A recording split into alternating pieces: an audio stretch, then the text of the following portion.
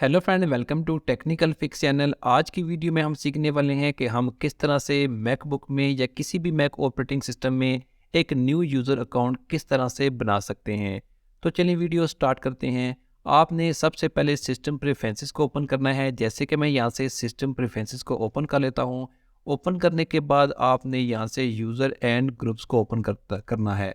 जैसे कि मैं यहाँ से यूज़र एंड ग्रुप्स को ओपन कर लेता हूँ। ओपन करने के बाद आपने इसे नीचे से अनलॉक कर लेना है। आप जैसे ही यहाँ से अनलॉक करेंगे तो इसके बाद आपने अपने मैक का पासवर्ड देना है। मैक का पासवर्ड देने के बाद आपने इंटर करना है, तो इसके बाद ये अनलॉक हो जाएगा। अनलॉक होने के बाद आपने इसके बाद यहाँ से प्लस बटन पर क्लिक करना है। प्लस बटन पर क्लिक करने के बाद यहाँ पर आपने फुल नेम लिखना है।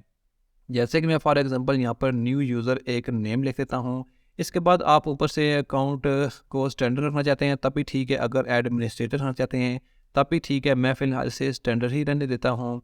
इसके बाद अकाउंट नेम है, जैसे भी यहाँ पर क्लिक करेंगे तो ऑटोमेटिकली ही एक यूज़र नेम यूज़र का नेम जो है वो क्रिएट हो जाएगा। आप इसे भी चेंज कर सकते हैं।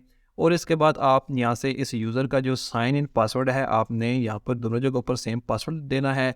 और इसके बाद आपने क्रिएट यूज़र बटन पर क्लिक कर देना है। तो इसके बाद आप देखेंगे कि यहाँ पर आपका एक न्यू यूज़र अकाउंट क्रिएट हो जाएगा। तो आप इस तरह से मैकबुक में बहुत आसानी से एक नया यूज़र अकाउंट बना सकते हैं।